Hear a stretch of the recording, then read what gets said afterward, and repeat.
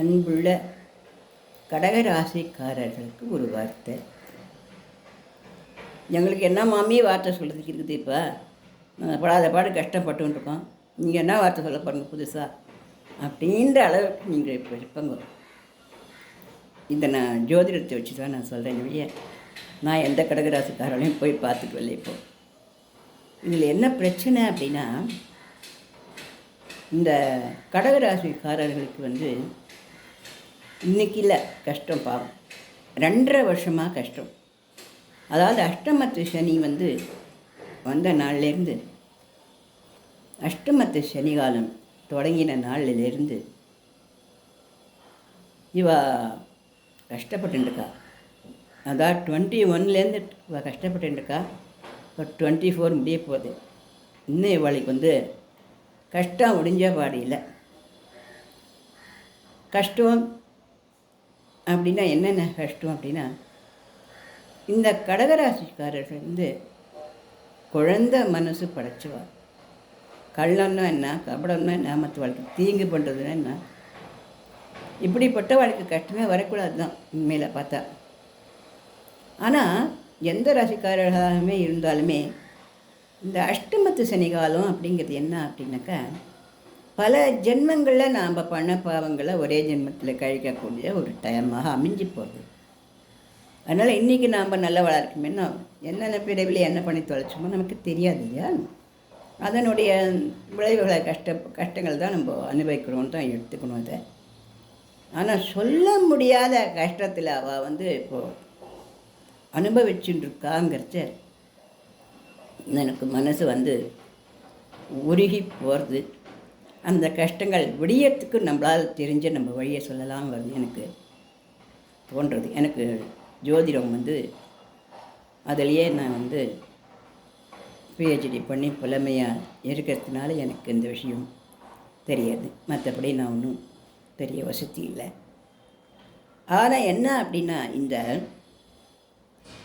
கடகராசிக்காரர்களுக்கு கிட்டத்தட்ட 2.5 வருஷமாக கைக்கு எட்டினது வாய்க்கு எட்டலை. கிட்ட வந்த சமாச்சாரம் விலகி போயிடுது. நெருங்கின உறவுகளாலேயும் சொல்ல முடியாத, அதை வெளியில் சொல்ல முடியாது, சொன்னால் வெக்கம், சொல்லப்போனால் அமுழிக்க முடியாத துக்கம். இது செத்து போகிறத விட கஷ்டமான வேதனைன்னுலாம். அந்த மாதிரியான பல கஷ்டங்களை இந்த கடகராசிக்காரர்கள் அனுபவிச்சு வந்துட்டுருக்கோங்க. ஆனால் ஒன்று தெரிஞ்சுக்கோங்க, அந்த கஷ்டங்கள் இப்போ விடிஞ்சு போக போகிறது. அதனால் மனசை விரக்தியில் போட்டுட்டு நம்மளும் இன்றைக்கான ஒரு மனுஷாலாக ஏழ்ந்து நிமிர்ந்து வாழ முடியுமா அப்படிங்கிற அளவுக்குலாம் நீங்கள் மனசை விட்டு கொடுத்துவாதீங்க. கண்டிப்பாக நீங்கள் எப்படி வரப்போகிறீங்க, ஃபஸ்ட் கிளாஸாக பெருமையாக சந்தோஷமாக பலரும் போற்றும்படி சமூகத்தில் ஒரு பெரிய ஒரு சாதனையாளராக நிச்சயமாக வரப்போகிறோங்க. ஏன் அப்படின்னா, சனீஸ்வர பகவான் கஷ்டங்கள் கொடுப்பேரே தவிர அந்த கஷ்டங்கள் தான் ஒரு அனுபவங்களாக அவர் மாற்றுவார். கசப்பாக தான் இருக்குது மருந்து, தமிழினாதானமா ஜோரம் நீங்கிறது. அந்த மாதிரிக்கே தான் இதுவும் நம்ம நினச்சிக்கணும். கசப்பாக இருக்கேன்னு அழ முடியுமா? அப்படின்னா குழந்தை தாத்தா கசப்பு வந்துட்டா சாப்பிட்றேன்னு சொல்கிறது, வாழ்வான்னு அது 8 ஊருக்கு ஓடுறது, மற்ற பிடிச்சி பாலாடையில் அமைக்க போகிறதுக்குள்ளேயும் நம்மளுக்கே ஜுரம் வந்துடும் போல இல்லையா. அந்த அளவுக்கு அந்த ஒரு கஷ்டங்களை அலுவலகத்துக்கு போனாலும் கஷ்டம். அதாவது கஷ்டன்றது ஒரே ஒரு இடத்துல இருந்தாக்கா சமாளிச்சுட்டு விடலாம். அலுவலகம் போனாலும் அங்கேயும் கலகங்கள், அங்கேயும் நமக்கு பிடிக்காத வளலை நம்ம நல்லா வேலை செஞ்சும் கூட நம்மளுக்கு பாராட்ட மேலதிகாரிகள் விருப்பத்தோடு வர சமயத்தில் கூட அதை தடுத்து நம்ம மேலே வெறுப்படைய செய்யறது. ஒரு ஆசையோடு கணவனும் மனைவியும் நெருங்கிச்சு கூட எப்போவோ எதுவோ செஞ்சு ஏதோ ஒரு கோபத்தினால சட்டான்னு அந்த சந்தோஷம் இல்லாத அவள் வெறுப்போட விலகி போய்க்கிறது. அதுலேயும் இந்த 2-3 வருஷத்துக்குள்ளே கல்யாணம் பண்ணின கடகராசிக்காரர்களுடைய நிலைமை எப்போ பாதி எலையும் போனேமா தான் இருப்பாள். இருப்பானா அவள் இருப்பான் இல்லை, அந்த ராசி அந்த மற்ற கிரகங்களெல்லாம் பார்த்துன்னு சொல்லணும். ஆனால் கடகராசின்றதுலேயே சாதாரணமாக அது சந்திரனுடைய வீடு. ஆனால் அந்த இடம் வந்து பூசம் அப்படிங்கிற சனி பகவானுடைய நட்சத்திரத்தையும் கொண்டு வந்து வச்சு இருக்குது. அதனால் இவளுக்கு என்னென்ன கைக்கு கிடச்சிது வாய்க்கு கிடைக்கலங்கிற நிலைமை. இதை வந்து எந்த மனுஷாலையுமே பொறுத்துக்க முடியாது. கிடைக்கட்டா வேண்டாம், ஒரு தொலைகிறது வேண்டாம், எனக்கு வேண்டாம் அப்படின்னு நம்ம போயிடலாம். கிடச்சிதா சந்தோஷமாக அனுபவிக்கலாம். இந்த கிடைக்குதுன்னு சொல்லி கிடைக்குதுன்னு சொல்லி கிடைக்கலன்னா வேண்டவே வேண்டாம்னு மாதிரி ஒரு வெறுப்பு வரும் இல்லையா?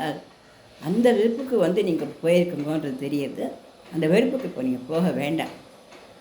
இந்த 2025 ஜனவரி மாதத்துலேருந்து நீங்கள் ரொம்ப நல்லபடியாக இருக்க போகணும். ஏன்னா அஷ்டமத்து சனி காலம் நல்லா விலகி போயிடுறது.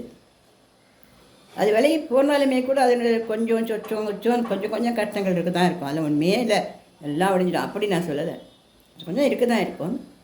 ஆனால் இந்த இடத்துக்கு சப்போர்ட்டாக யார் வரா அப்படின்னா உங்களுக்கு குரு பகவான் வந்து நல்ல இடத்துக்கு குரு பகவான் வந்து நல்லா பார்க்கறேன்.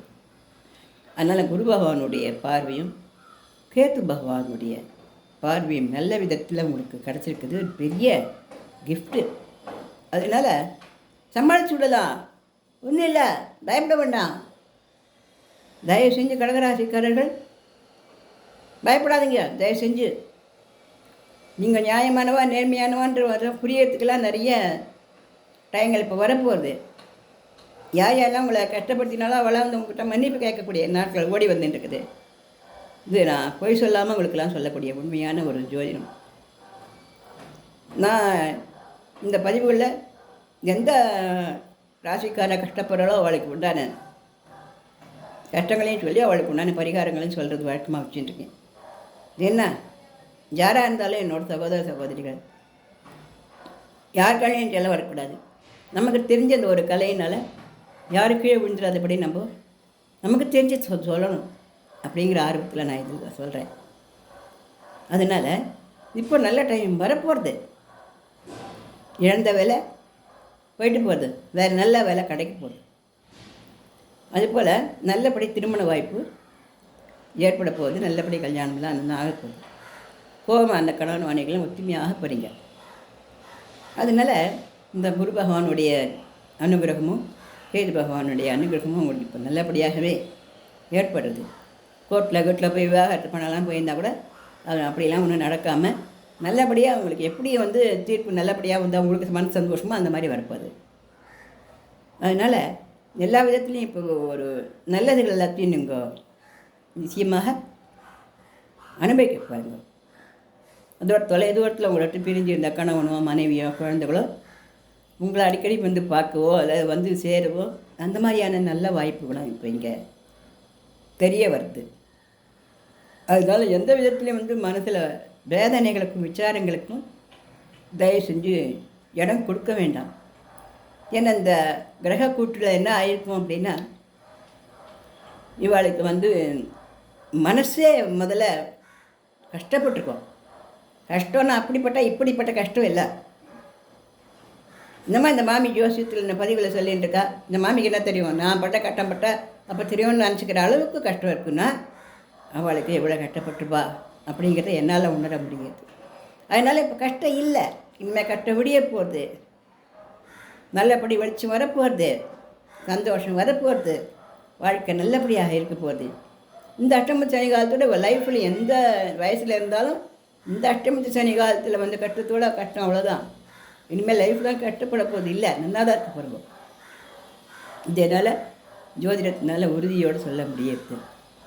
நீங்கள் என்ன பண்ணலாம் அப்படின்னா, உங்களுக்கு அம்மா இருக்கா அப்படின்னா கடகராசிக்காரர்களுக்கு அம்மாவுக்கு வாய்க்கு என்ன வேணுமோ அதை வாங்கி கொடுக்கணும். அடிக்கடி சாப்பிட்றதுக்கு அம்மா கேட்குற புடவையோ ரவிக்கையோ இல்லை எனக்கு இது ஆசையாக இருக்குடா அது ஆசையாக இருக்குடின்னு சொன்னால் அந்த மாதிரியான ஒரு ஆசைகளை நிறைவேற்றி கொடுத்தப்போனால் உங்கள் வாழ்க்கை ரொம்ப சுபிக்ஷமாக இருக்கும்.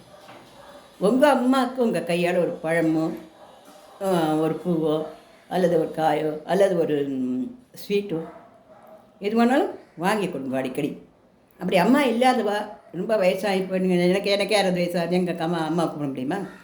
அப்படி இருக்கிறவ முதியோர் இல்லத்துக்கு போய் அந்த முதியோர்களுக்கு ஆண்கள் முதியோர்களாக இருந்தாலும் சரி, பெண்கள் முதியோர்களாக பாட்டி தாத்தாலாம் இருக்கா இல்லையா, அந்த முதியோர் இல்லத்துக்கு போய் அவர்களுக்கு ஒரு வேளை உணவு வாங்கி கொடுங்க.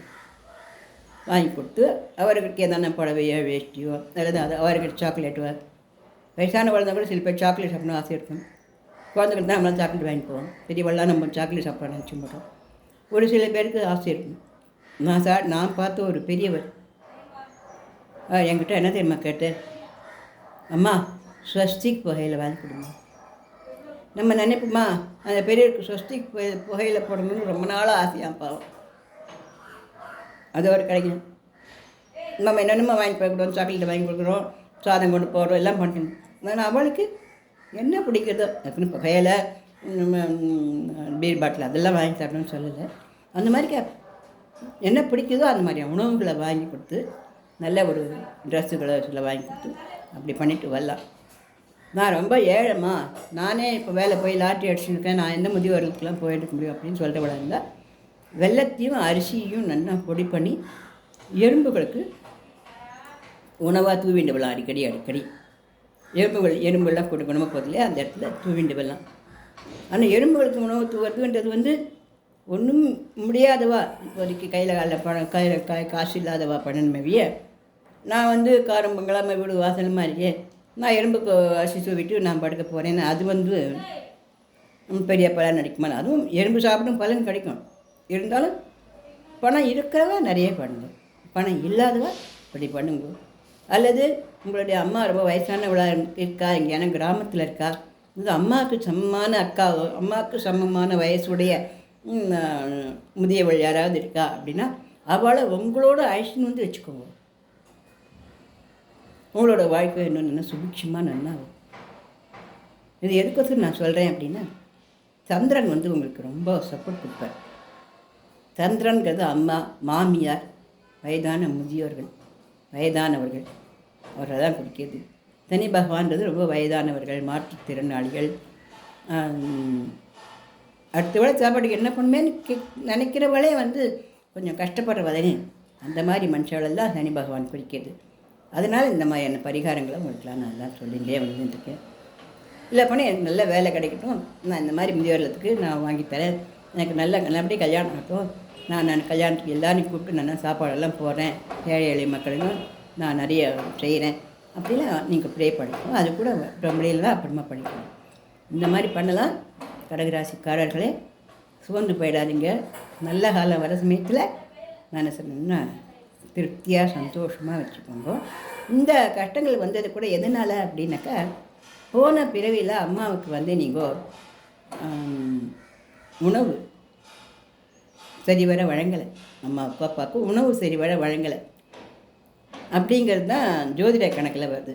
இப்போ கடகராசிக்காரன் மட்டும் தான் வழங்கலை, எல்லா ராசிக்காரும் வழங்கிட்டாளா அப்படிங்கிட்ட அவ ராசிகளை பார்த்து அது அப்புறம் என்ன பண்ணியிருக்கா நமக்கு தெரியும். இப்போ கடகராசிக்காரர்களை பொறுத்தின வரைக்கும் அவளுடைய குட்டியான ஒரு பாவமோ பெரியமான ஒரு பாவமோ இந்த தெரியறதுனால, இந்த தாய் தந்தைக்கு சமானமானவளை கொஞ்சம் பராமரித்தா அவளுக்கு நல்லதெல்லாம் கிடைக்கும் அப்படிங்கிறதுனால இந்த பரிகாரத்தை உங்களுக்கு நான் சொல்லியிருக்கேன். மகராசிக்காரங்களும் கொஞ்சம் என்னை பார்த்து கேட்பா, என்ன மாமியம்மா கடகராசிக்காரன் தான் கஷ்டப்படுறா, நாங்கள் எவ்வளோ கஷ்டப்படுறோம் தெரியுமா, நீங்கள் எப்போ பார்த்தாலும் கடகராசிக்காரன் சொல்கிறீங்களே அப்படின்னு. அதனால் மகர ராசிக்காரர்கள் கஷ்டப்பட வேண்டாம். அவளுக்கு இப்போது 7 நாட்டு சனிக்காலம் விட்டு போச்சு, இனிமேட்டுக்கு ரொம்ப நல்லபடியாக எல்லாமே நல்லபடியாக இருக்கும் அப்படிங்கிறது தான் பதிலாக வருது. இது ரொம்ப நேரம் நான் பேசிகிட்டு இருந்ததுனால அடுத்தடுத்த பதிவுகளில் நான் வேறு ராசிக்காரர்களுக்கு தான் சொல்கிறேன். இந்த பதிவு பிடிச்சிருந்ததுனாக்கா லைக் பண்ணுங்கள், ஷேர் பண்ணுங்கள், நிறைய சப்ஸ்கிரிப்ஷன்ஸ் கொடுங்க. இங்கே என்னோடய பதிவுகளெல்லாம் மொத்தத்தையும் பார்க்கணும் அப்படின்னு நான் உங்கள்கிட்ட கேட்டுக்கிறேன். ஏன்னா நிறைய சப்ஸ்கிரிப்ஷன்ஸ் எல்லாம் எக்கச்சக்கமாக கொடுத்துருக்குங்க, நிறைய லைக்ஸ்லாம் கொடுத்துருக்குங்க, நிறைய பாராட்டுதல்கள்லாம் கொடுத்துருக்குங்க, நிறைய பேருக்கு எவ்வளவோ சந்தோஷங்கள்லாம் நீங்கள் கொடுத்துருக்குங்க. எனக்கு ரொம்ப மகிழ்ச்சியாக தான் இருக்குது. ஆனால் நிறைய நேரம் பார்த்துருக்குங்களா அப்படின்னு பார்க்கும்பொழுது நீங்கள் நிறைய நேரம் பார்க்கல அப்படிங்கிறதுக்கு எனக்கு காட்டுது. அதனால் நான் கொஞ்சம் போர் அடிக்கிற மாதிரி பேசினா கூட என்னமோ இந்த பாட்டிமா என்னமோ சொல்லிட்டு கடை கொஞ்சம் கேட்டு தலைக்கலாம் அப்படின்னா கொஞ்சம் பார்த்து வைங்க சரியா. கொஞ்சம் முழுக்க பார்த்தா தான் நான் சொல்கிறது மொத்தத்தையும் உங்களுக்கு புரியும். நானா அப்படின்னா எனக்கு ஒருத்தனும் பார்க்கணுன்ட்டு அர்த்தம். அந்த ஜோதிடத்தில் வார்த்தை நான் சொல்கிறேன், அதை புரிஞ்சு அது மாதிரி நீங்கள் பண்ணுங்களான்னு உங்களுக்கு இன்னும் நல்லா இருக்கும் புத்தகம் சொல்கிறது. நன்றி.